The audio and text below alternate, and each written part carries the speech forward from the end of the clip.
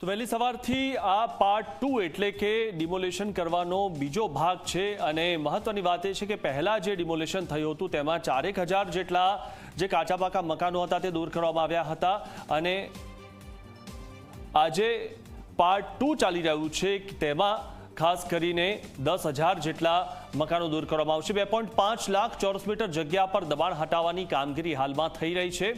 Clean Chandola તળાવ part 2 ચાલી રહ્યું છે। એસ્ટેટ વિભાગની 50 ટીમો મેદાને ઉતારાઈ છે।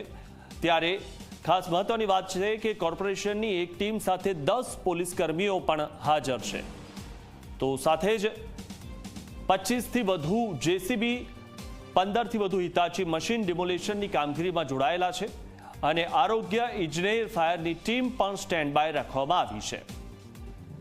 ત્યારે આજે ક્લીન ચંડોળા તળાવ જે પાર્ટ 2 ચાલી રહ્યું છે 2 જેસીપી 6 ડીસીપી પણ ત્યાં હાજર છે અને એસઆરપીની 25 ટુકડીઓ પણ સુરક્ષામાં મૂકવામાં આવી છે।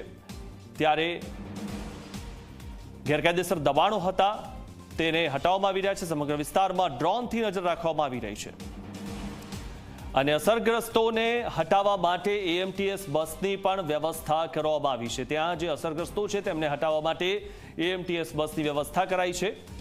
ત્યારે આજે આ વિસ્તાર જે આપ જોઈ રહ્યા છો ચંડોળાના 2 ભાગ છે। આ જે છોટા ચંડોળા તળાવનો જે વિસ્તાર છે તેમાં આ ડિમોલેશન ચાલી રહ્યું છે ને તેમાં આટલું ડિમોલેશન એટલા માટે કરવામાં આવી રહ્યું છે કારણ કે વર્ષોથી અહીંયા દબાણો થઈ ગયા હતા। સરકારી જમીન પર પાકા દબાણો થઈ ગયા હતા।